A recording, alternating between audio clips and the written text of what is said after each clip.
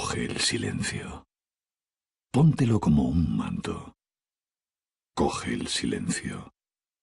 Auscúltalo como un médico. Coge el silencio.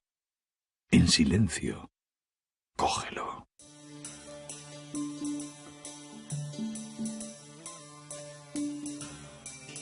El lince con botas sucumbe siempre a la felina curiosidad. Hoy se pregunta, ¿qué es un yogi? Es una persona que ha decidido tomar conciencia de sí misma, responsabilizarse de sí mismo y vivir en esos principios. Y entonces eso pues requiere o propone o demanda una práctica. Es una forma de vida. Esa práctica es el yoga. Digamos que es una práctica que a través de las experiencias modula la conciencia.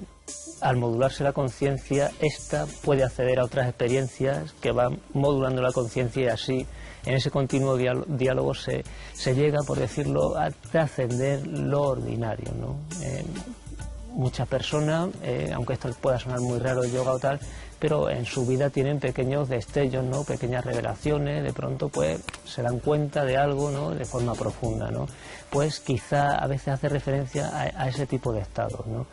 Y luego, pues ya te digo, según cada escuela, según cómo, pues puede ser de una manera o de otra.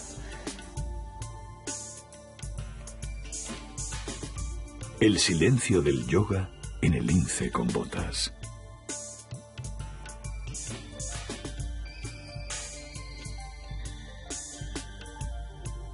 Toda técnica, con persistencia y concentración, puede conducir a un estado elevado de conciencia.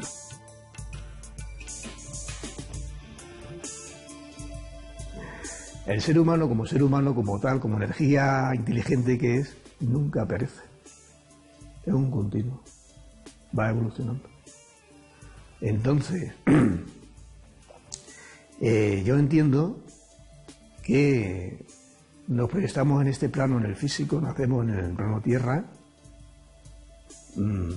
por algún fallo técnico o simplemente como algo de evolución. Y una de las intenciones del estar aquí en este plano es recuperar o tomar conciencia para trascender. De ahí la importancia de que en efecto si estamos aquí, estamos aquí. Y punto. Entonces vamos a ver qué hacemos aquí, cómo lo entendemos, de qué forma llegamos a un acuerdo con lo que tenemos aquí, para luego decidir si podemos y queremos o no cambiarlo. Porque si continuamos proyectándonos, que es lo que hacemos, los seres humanos continuamente estamos proyectándonos, o bien en el futuro o bien en el pasado, que es ahí donde está el conflicto. Cuando la persona desarrolla la capacidad o la habilidad de estar en el presente continuo, no hay conflictos. Le gustará más o menos lo que estaba ocurriendo, pero no hay conflicto porque está en lo que estaba ocurriendo. Entonces ahí ayuda al yoga. El yoga te ayuda a que la persona esté en el presente continuo, en ese estado que diríamos de meditación, que no es lo que tantas personas piensan, un estado de meditación que es como levitar y oír pajaritos y cosas así. Y eso son fantasías. El estado meditativo es la persona que está en la continua realidad, donde no está mediatizada ni condicionada por los conceptos. Está en lo que está. Y ni está bien ni está mal, es lo que está ocurriendo. Me gusta, no me gusta, pero no está bien ni está mal. Entonces ahí otra vez está el yoga, eso es yoga. Y el estado meditativo es un estado continuo. Cambia, lógicamente depende del contexto. Entonces ahí, eso es otra vez yoga. Yoga, la palabra yoga, por si no te lo han comentado tal, es unir, uncir. Es un sonido sánscrito. Y es eso, unir, uncir, eso está todo porque en realidad, como conceptualmente hablando, somos energía, no hay ni principio ni fin, es todo un continuo, todo forma parte de todo, como organismo mismo.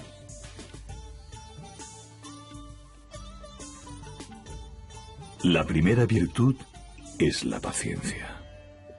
Pongámosla a prueba para conocer cuáles son los orígenes del yoga, barajando la hipótesis de que surgiera alrededor de la próspera y desconocida civilización, nacida alrededor del valle del río Indo, hasta llegar a asentarse en recónditos puntos de Occidente, como en esta tierra al extremo del Duero.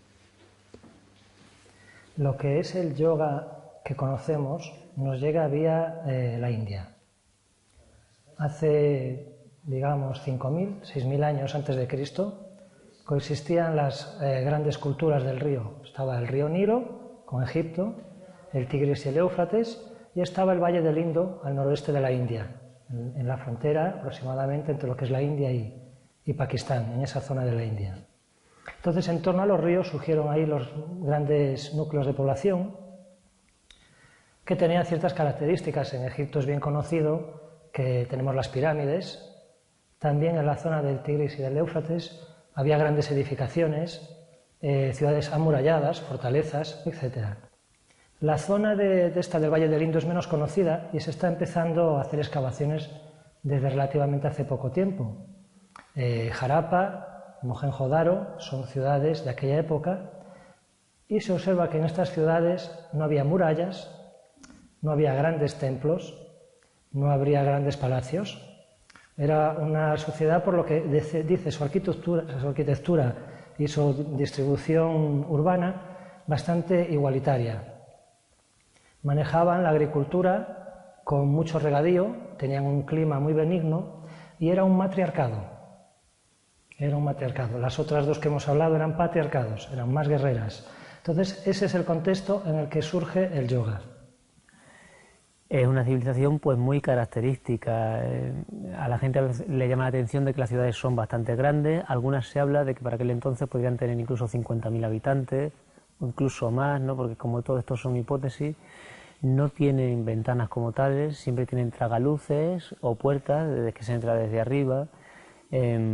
Poseen muchos espacios comunes, comunitarios, y tienen también un centro dedicado pues a lo que sería el baño, la recreación y la convivencia, ¿no? Entonces se intuye que aunque fueran sociedades en un periodo anterior, puede ser que espiritualmente y convivencialmente estuviesen más desarrolladas.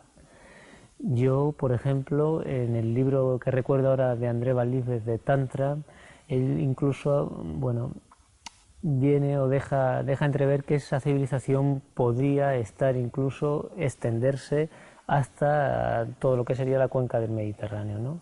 O sea que podríamos decir que llegaría incluso hasta aquí, hasta la península ibérica. Por lo tanto, si eso fuera así, pues resulta que se habría practicado aquí, ¿no?, el yoga incluso mucho antes, ¿no?, de lo que habitualmente se piensa, ¿no? Luego, pues evidentemente toda esa civilización se habría perdido y nosotros ya hoy nos llega como desde esa zona, desde la India, donde sería su origen. Pero todo eso son hipótesis. Entonces, en esa época se supone que nos llegan los primeros vestigios del yoga en base de algunas figuras que aparecen en yacimientos arqueológicos. Y en esa época vive un personaje mítico del yoga, que después de hecho es divinizado, que es Shiva, el dios destructor de la Trimurti hindú. Y Shiva empieza a ser, digamos que era una persona, después fue divinizada, pero fue una persona que vivió en esa época, era un bailarín, lo cual nos habla de un inicio del yoga como una actividad dinámica. De hecho, a nuestros días nos llegan escuelas de yoga que siguen esta corriente dinámica, Vinyasa Yoga, Kriya Yoga, en donde el movimiento es la pauta de su práctica. Shiva nos puede, de alguna manera, la representación mitológica, indicar el objeto del yoga ya desde sus orígenes. Entonces tenemos una figura que está estática, apoyada sobre una pierna, y al mismo tiempo tiene sus cabellos en movimiento y sus brazos en movimiento. Entonces hay un equilibrio entre lo estático y sobre el movimiento. Lo estático nos une con lo instintivo. Debajo del pie derecho de Shiva tenemos un enano, un ser pequeño, que representa los instintos y las pasiones que deben ser transmutadas y trascendidas. ira, egoísmo, envidia, pasiones que irían en contra de la evolución y de alcanzar estados superiores. Para ello, para conseguir esa transmutación, Shiva se dota de unos instrumentos. En su mano derecha superior tiene un tambor. Con el tambor crea música, es la creación. En su mano superior izquierda tiene fuego, quema, transmuta, transforma. Entonces hay un juego de creación y de destrucción. Ese juego genera la evolución. Después, en las dos manos anteriores, en una tiene un mudra que significa no al miedo. En la práctica, la vida debe ser sin miedo. El otro mudra, en el brazo izquierdo anterior, es un mudra que recuerda a la trompa del elefante. Va dirigida hacia la pierna izquierda. Aquí nos habla de un linaje del yoga. El discípulo en yoga se representa por el elefante. ¿Por qué? Porque el elefante tiene unas grandes orejas para escuchar y recibir la enseñanza, tiene una gran memoria, una memoria que recuerda y al mismo tiempo procesa lo que recibe. Entonces, recordándonos el mudra del elefante, nos habla de que él va a dejar su disciplina a los que vengan detrás, sus enseñanzas. Entonces establece el linaje entre el maestro y los discípulos que vengan después. Sus cabellos están en movimiento y dirigen el conocimiento hacia todo el universo. Entonces, de alguna manera, en esta figura ya nos habla del origen y de la esencia del yoga. La transmutación de lo más grosero, de lo más instintivo, a lo superior, a los territorios de lo espiritual y del ser. La asociación de esa civilización con el yoga es ya más hipotético. Que esa civilización estuviese extendida hasta aquí también viene a ser una hipótesis.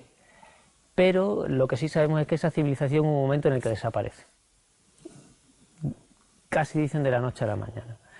Y ahí hay dos visiones principales. La primera, dijeron que el Indo se secó, aquello se volvió ya impracticable. Otros dicen que incluso es que abusaron de los medios, de los recursos que había allí, lo cual pues son hipótesis que tampoco tienen mucho sentido. Y la otra serían las invasiones arias, ya con la otra cultura, que arrasarían directamente con esa cultura. Los arios eran guerreros, por eso iban invadiendo y conquistando. Eran politeístas, tenían un panteón de dioses y llegan a una sociedad dravídica donde no existía ese panteón de dioses. Lógicamente, invaden y en un proceso gradual se van mezclando y van imponiendo sus culturas y tradiciones. Entonces, de estos dravídicos y de esa mezcla surgen los tamiles y se da un proceso de adopción de la sociedad de castas, estructura militar, lógicamente, que venía de esos invasores, y se da también la asunción de la religión. Entonces el yoga tiene que de alguna manera adaptarse a incluir en su acervo el aspecto religioso de los brahmanes, la casta religiosa dentro de los arios. Y eso marca marca una nueva tendencia dentro del yoga en cuanto a vincular el yoga al mundo religioso. La vida real del yoga en aquel entonces no lo podemos saber, no asumimos que se desarrollaría en un entorno u otro, pues según los textos que tenemos. Como son textos religiosos que hablan sobre todo de himnos y rituales, pues el yoga estaría quizá como una práctica incluso reservada quizá a los brahmanes, ¿no? Que sería esa gente, por decirlo, los sacerdotes, ¿no? O chamanes, ¿no? Quizás no estaría tan al alcance como hoy en día, ¿no? de la gente así más habitualmente. Más adelante, ya en el albor de nuestra era, aproximadamente entre el siglo III a.C.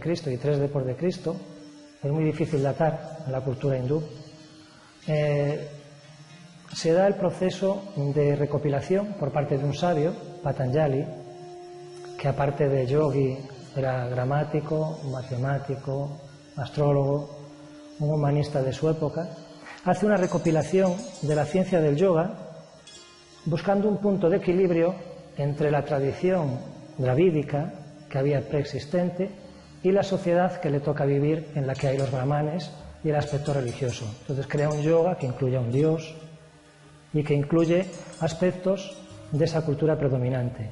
No obstante, dentro de que se trata de unos textos que son en cierta medida oscuros de interpretar y de leer, da lugar a que detrás de una interpretación primera puede existir lo que es la verdadera esencia del yoga, más allá de que se adopte o no se adopte un criterio externo. Los textos de Patanjali contienen poco menos de 200 aforismos e incluyen normas éticas, observancias y hábitos de referencia, siempre sujetos a interpretación para la práctica del yoga. Su resumen expone que el proceso de yoga logra librar el espíritu en su pureza absoluta. Si uno quiere hallar en la libertad o la paz de espíritu, pues hay ciertas pautas, ¿no?, que ayudan a que uno se sienta libre, ¿no?, y en paz con los demás. Entonces de ahí surgiría una ética. Esa ética, bueno, el primer pilar o fundamental es ahimsa, que se traduce como ausencia de violencia. Esta ausencia de violencia pues tiene miles de interpretaciones, ¿no? Ese concepto también es muy personal, ¿no?, según las escuelas como lo entiendan. Quizás diríamos que dentro de tus propios principios tú sí puedes establecer lo que es violento y lo que no es. O sea, si nos comparamos unos con otros, habrá cosas que a unos les parezcan violentos, otros que no, ¿no? Pero básicamente es que uno siente que se mantiene en paz con su entorno. Eso genera, da como la base para poder ir ahí profundizando en esa paz, ¿no?, de espíritu.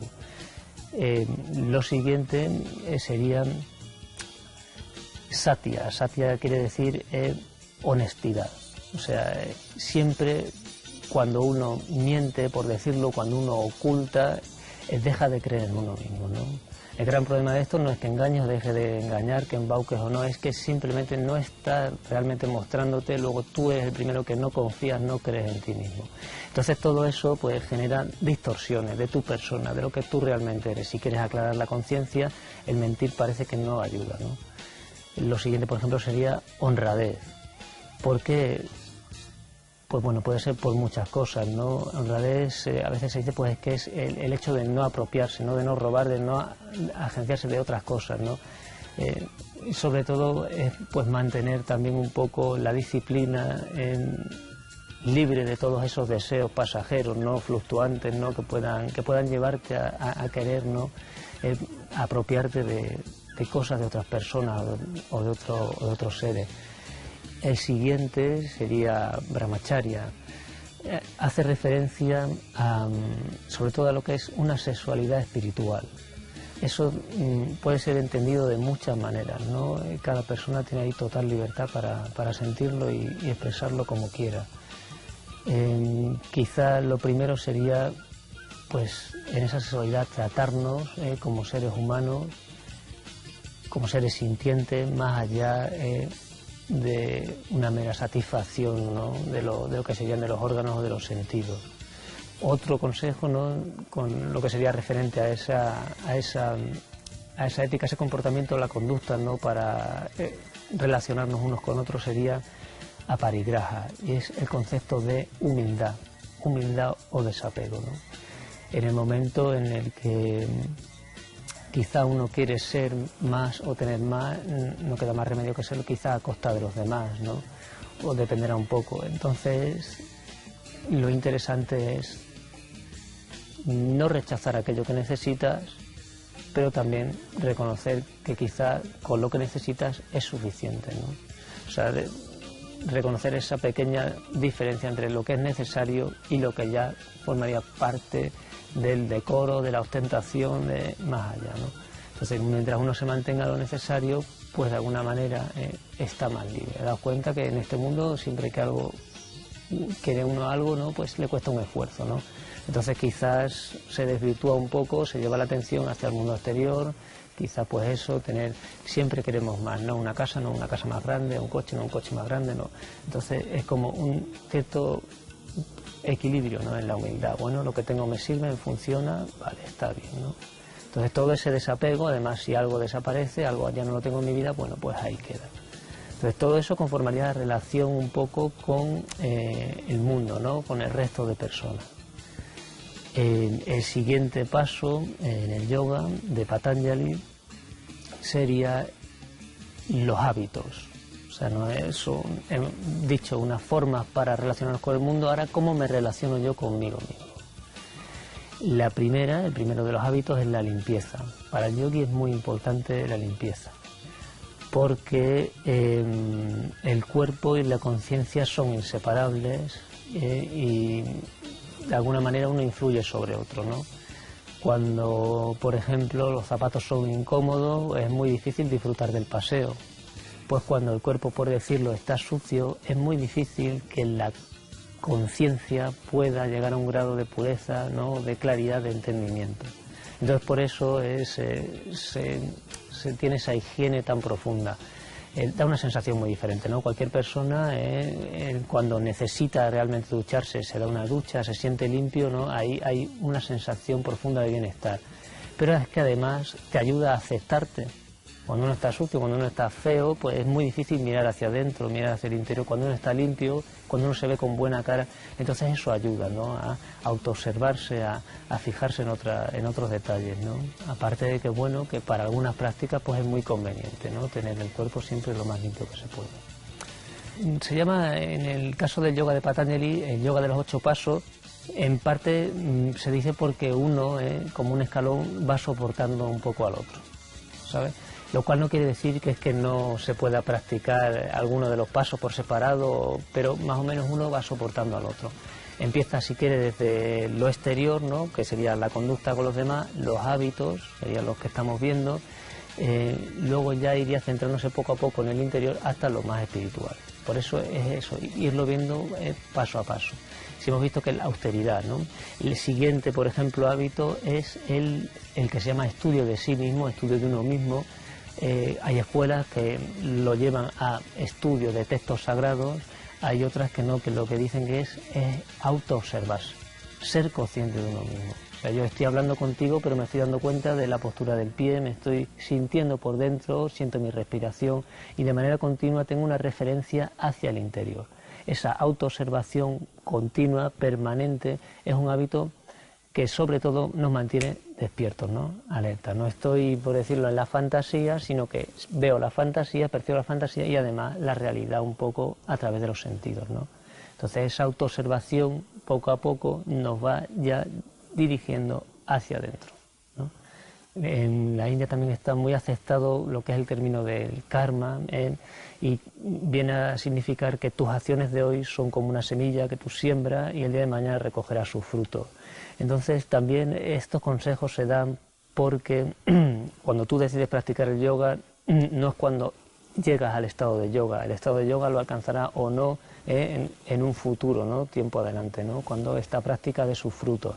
Si tú no estás, por decirlo, aportando buenos actos en el presente de hoy, quizás en el día de mañana vayas a tener que enfrentarte con otras dificultades, además, ¿no? De las que la vida te pueda tener ya de por sí.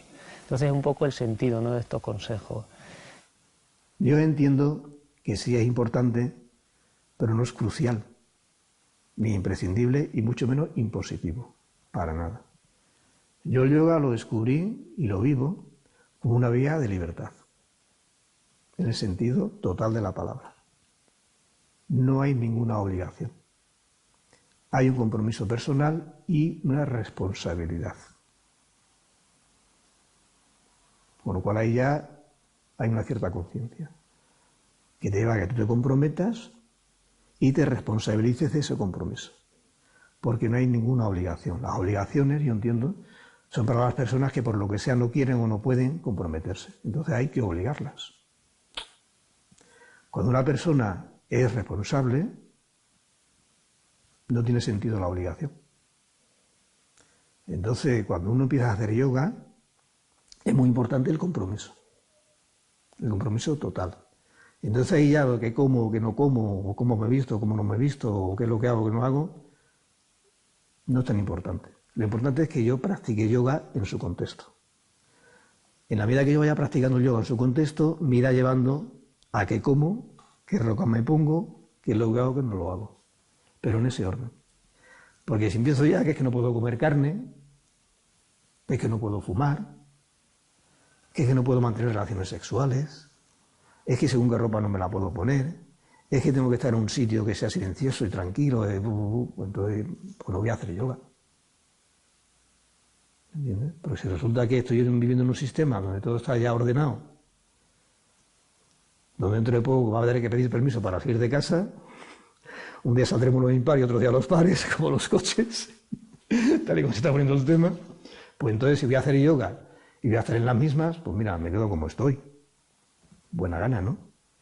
Entonces eso, encontrar una persona que tenga la información suficiente y coherente y que sea honesta, que te informe del contexto del yoga, y luego ya está tú mismo. Y entonces vas llegando ahí, te vas dando cuenta en efecto que según qué alimentos no son saludables o no te sientan bien, y entonces ir prescindiendo de ellos, porque además tampoco son imprescindibles. Según qué ropas, en cuanto a según ajustado o menos ajustado, igual tampoco son saludables, pues vas prescindiendo de ellas. Según qué entornos, igual tampoco te favorecen, te ayudan, vas prescindiendo de ellas. Según qué sustancias tampoco son saludables, vas prescindiendo de ellas, pero vas prescindiendo tú por decisión personal, a través de tu propia experiencia. No porque lo has leído, no porque te lo han dicho, no, sino porque tú has constatado que en efecto que eso es así.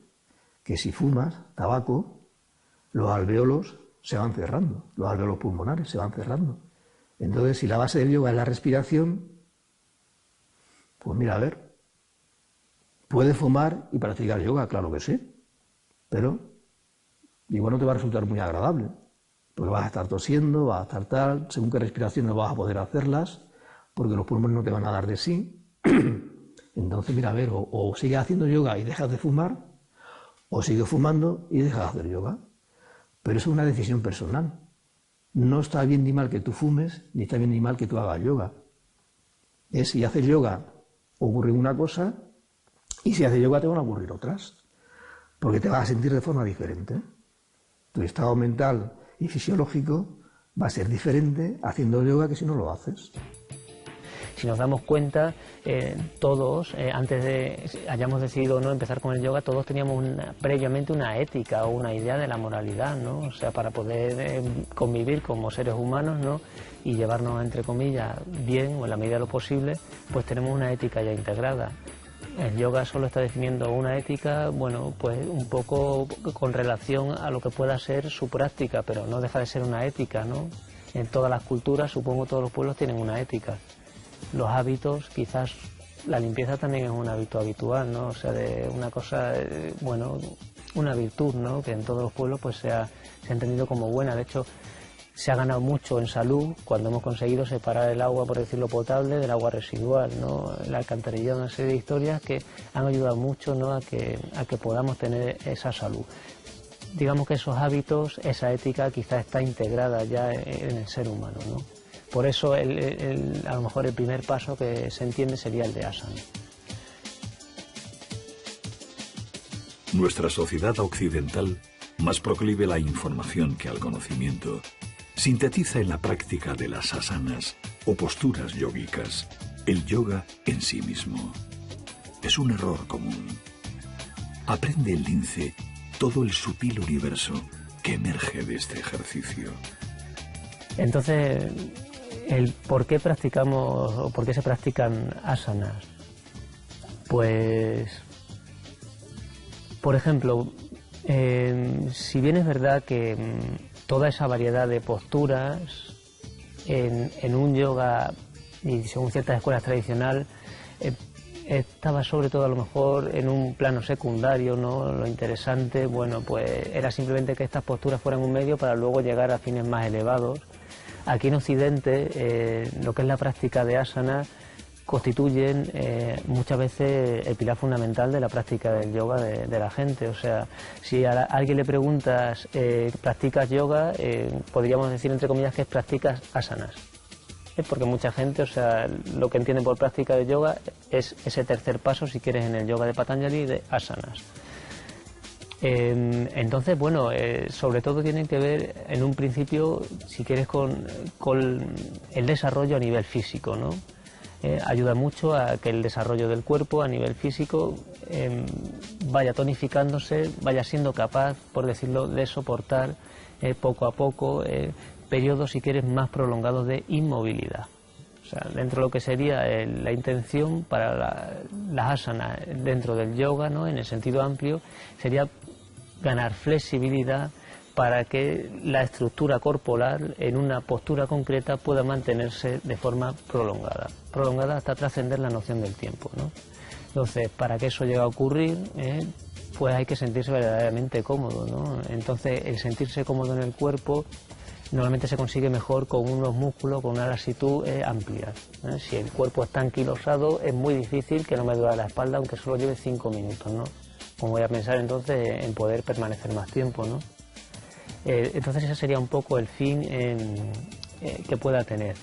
Ya te digo, aquí en Occidente pues se practica sobre todo como ejercicio principal, y está muy bien porque centra también la mente, ¿no? O sea, cuando uno habitualmente está acostumbrado a practicar las asanas y hacer una sesión de varias posturas que se ligan unas con otras, ¿no? Entonces ya forman un todo. Al final la mente también entra en un estado diferente. El yoga es una práctica, no es una filosofía que sí, pero es una práctica. Entonces se tiende mucho a hablar de yoga en detrimento de la práctica. Yo me centro más en la práctica que en el Patanjali, o sea, en el Bhagavad Gita, el Vedanta, todo que hay mucho escrito sobre el yoga, originalmente en la India, y está bien leerlo, y está bien comentarlo y hablarlo, pero todo eso ya, una vez que se escribe lo que sea lo que sea algo técnico de apretar tornillos, montar coche o cosas así, está muerto, ya no vale. Ahora, está bien como una especie de iniciarte o de saber lo que está ahí, pero luego lo dejas, te olvidas de ello y tú vives, porque si no, entonces no vas a encontrar la verdad, que es lo que se pretende con el yoga. Yo comparto contigo, cuando doy clases de yoga o imparto cursos de yoga, yo estoy compartiendo con las personas mi experiencia personal. No estoy impartiendo un método, ni una técnica, ni un sistema, ni nada de eso. Estoy compartiendo con ellos mi experiencia vivencial personal, en la medida que a ellos y con la intención de que a ellos les ayude. Entonces no tienes nada de nada. Tú coges la información que te hayan dado y la vas investigando. Entonces vas llegando a ti y entonces cuando en efecto te das cuenta que en efecto según qué alimentos o según qué sustancias, pues bueno, o según qué lugar o según qué sitio, pues no, ¿me entiendes? Pero lo vas decidiendo tú a través de tu propia vivencia personal y tu propio discernimiento. Y entonces pues ahí no tienes que andar discutiendo ni peleándote ni nada de nada, porque va ocurriendo espontáneamente. Y entonces si eso lo requiere mucho tiempo, porque tienes que ir, como digo yo, reciclándote. Pero bueno, ahí donde está, esa es la historia. Por eso el yoga demanda, yo entiendo, una dedicación bastante directa, bastante fuerte y un punto ascético. Yo no diría masoquista para nada. Yo soy una persona, creo, bastante lúdica y hedonista. Bien, entonces sí, pero sí entiendo que sí, que el yoga sí demanda y tiene ahí un punto, ¿me entiende?, ascético, que sí, que a veces en esta sociedad que tenemos montada, que parece ser que todo tiene que ser jiji jaja, que muy bien, pues igual ahí el yoga empieza a desvirtuarse, porque ya ese punto ascético no es compatible. No es compatible que una persona te quede, por ejemplo, hasta las 3 a las 4 de la madrugada bebiendo lo que te apetezca y luego a las 5 de la madrugada levantarte y hacer yoga. No es compatible. Es muy difícil. Las asanas tienen trabajos específicos, sí, porque hay asanas de meditación, hay asanas que trabajan lo emocional, hay asanas que trabajan más el aspecto físico. Y eso, bueno, pues en la práctica se va viendo y se van trabajando y percibiendo las diferencias entre unas y otras. Las asanas de meditación, por ejemplo, lo que buscan es tener la columna erguida, para que haya un flujo energético a través de la columna vertebral y la energía que está abajo vaya hacia los aspectos superiores, los chakras superiores. Entonces, por eso son siempre con la columna erguida, procurando encontrar una estabilidad para que esa postura se pueda mantener en inmovilidad bastante tiempo, ¿no? 20 minutos, 15 minutos, media hora, de estar en una posición cómoda que permita tener el cuerpo perfectamente relajado y no nos cause distracciones a la mente. Sin embargo, hay otras posturas que trabajan otros aspectos y en donde permanecer más tiempo es más difícil porque requiere precisamente mantener tensión y fuerza. Entonces ahí estaríamos trabajando más aspectos físicos. En esa medida pues hay para según qué trabajos tipos de posturas. Uno va descubriendo que cuando se empieza a practicar yoga hay que olvidarse del tiempo y carecer de expectativas. Para devenir al estado meditativo, el tercer paso en la práctica del yoga son los ejercicios de respiración.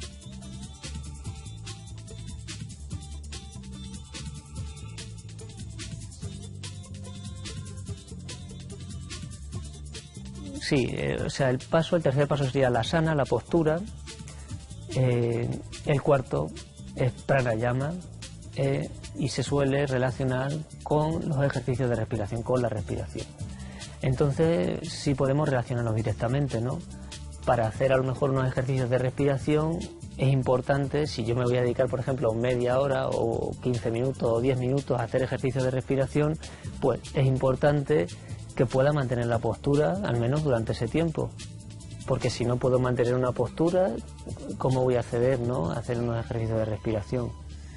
Por ejemplo, si estamos tumbados en la cama, esa es una postura fácil que podemos mantener, ¿no? Pero a la gente cuando ya a lo mejor dice siéntate sin un respaldo durante 15 minutos, 20, lo que sea, y ya el cuerpo empieza a sentirse un poco mal. Asana desarrolla el cuerpo, lo mantiene inmóvil para poder empezar a practicar los ejercicios de respiración.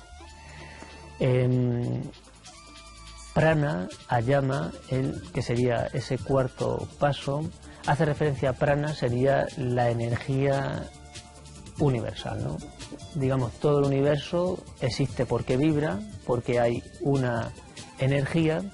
Entonces el yoga trata de canalizar esa energía universal, esa energía vital, a través de la respiración.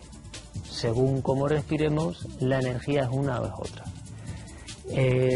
Se suele decir que el nexo de unión entre cuerpo y mente es la respiración. Igualmente recuerdo cuando yo empecé por aquí en los 80 y tanto, y yo era muy machacón y sigo siéndolo con las respiraciones, tantas personas pues, se sorprendían, había algunos incluso que incluso se enfadaban un poco, ¿no? Como, pues todo el mundo sabe respirar, es que si no respiráramos nos moriríamos. Es cierto, hasta cierto punto. Pero es más cierto que la respiración intracelular la que nos mantiene vivos. La respiración intracelular es más o menos efectiva dependiendo del ritmo respiratorio que tú tengas.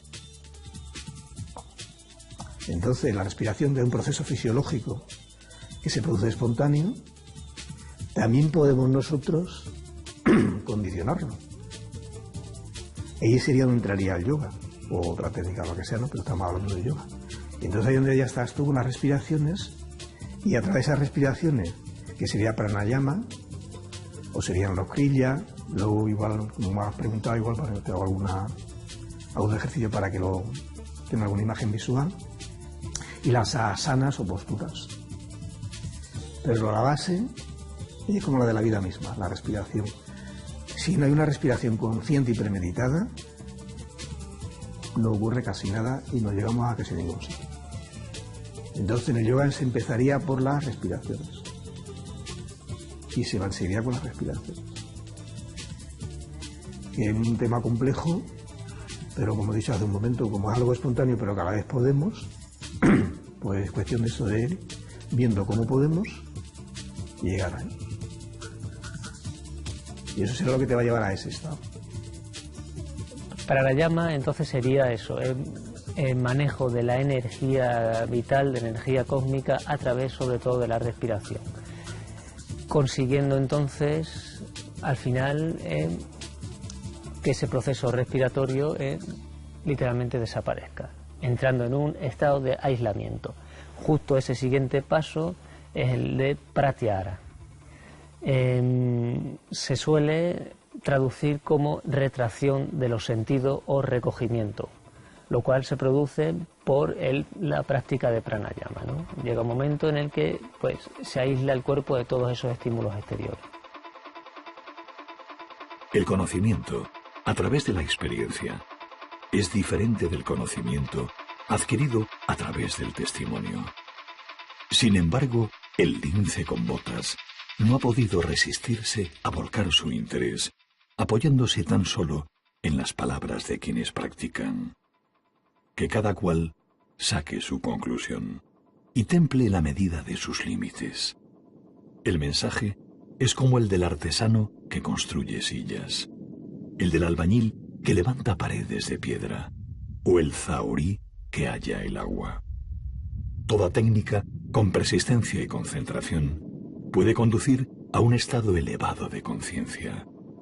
Hasta aquí llega nuestra propuesta. Entonces, pues una de las cosas que hay que tener en cuenta cuando uno empieza a practicar yoga es que ha de olvidarse del tiempo. Lo primero que puede hacer si quiere es decidir qué tiempo del día quiere dedicarle a la práctica del yoga. Primero eso, enterarse de cómo es lo que el yoga pide o demanda o propone, luego ver si a él le encaja en su vivir diario y luego decir qué tiempo quiere dedicarle y luego ya dedicárselo y punto, y vale, y no tener expectativas. Hacerlo y ya está, como uno de los términos del budismo zen, que es el que yo quizá me siento más identificado con el budismo zen, es aprende lo que sea, te olvidas de lo que has aprendido y lo haces. Pues aquí sería esa la historia. Coges una persona que tú entiendas que sabe suficiente de yoga en este caso, que te lo explique, que te informe, y luego tú vas y empiezas a hacerlo, como buenamente puedas. Pum, pum, pum, pum, pum, pum, y ya está. Y en su momento devienes en ese estado de calma, de tranquilidad, donde empiezas a darte cuenta de que te das cuenta y a decidir conscientemente si quieres o no quieres y si puedes o no puedes cambiar lo que sea. Pero primero has de darte cuenta de que te das cuenta.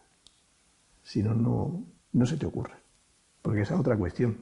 Tantas personas, inicialmente, lo que hacemos, algunos somos más conscientes que otros, es reaccionamos, no decidimos. Entonces no somos conscientes de la vida que vivimos, que estamos llevando. Estamos decidiendo.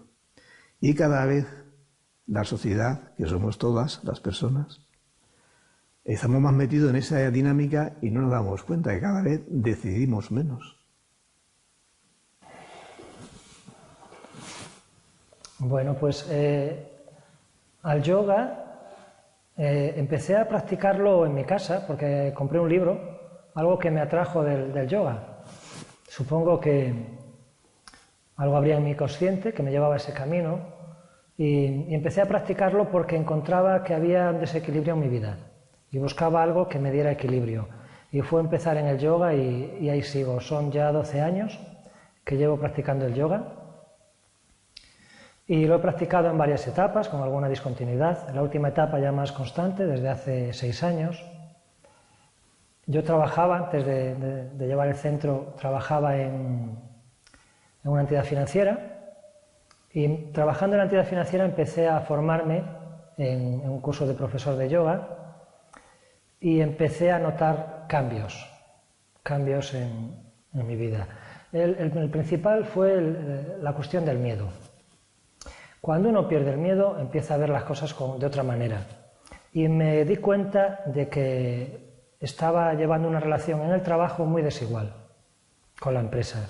Entonces empecé a buscar mis márgenes legales y de libertad en cuanto a no hacer jornadas más allá de la jornada legal. incluso el hacer un poco de contrapeso y presentarme a elecciones sindicales, etc. Entonces, de esa manera me convertí en un empleado que no era lo que la empresa quería y bueno, aquella relación laboral terminó. Y a partir de ese momento, pues recuerdo que me encontré pues un poco desorientado. ¿Qué hago yo ahora? 17 años trabajando en banca y ¿ahora qué hago? Fue justo antes de que empezara esta crisis. Si fuera ahora ya sabríamos que no habría nada que hacer, según nos dicen. Entonces hablé con uno de los maestros de la orden y le dije, me encuentro en esta situación y estoy desorientado, confundido. Y él me dijo, recuerdo, querido amigo, si estás en paz con la vida y la vida te ha cerrado una puerta, será porque tiene pensado abrirte otra puerta mejor. Y a partir de ese momento se empezaron a suceder los acontecimientos, llegó la oportunidad de pasar aquí al centro de yoga y desde aquella estamos aquí trabajando con una asociación, tratando de difundir el yoga y practicando de una forma intensa, formándome en otras disciplinas afines. Ahora mismo estoy en formación de psicoterapia Gestalt y tratando de encontrar una salida en la que mi actividad sirva a los demás.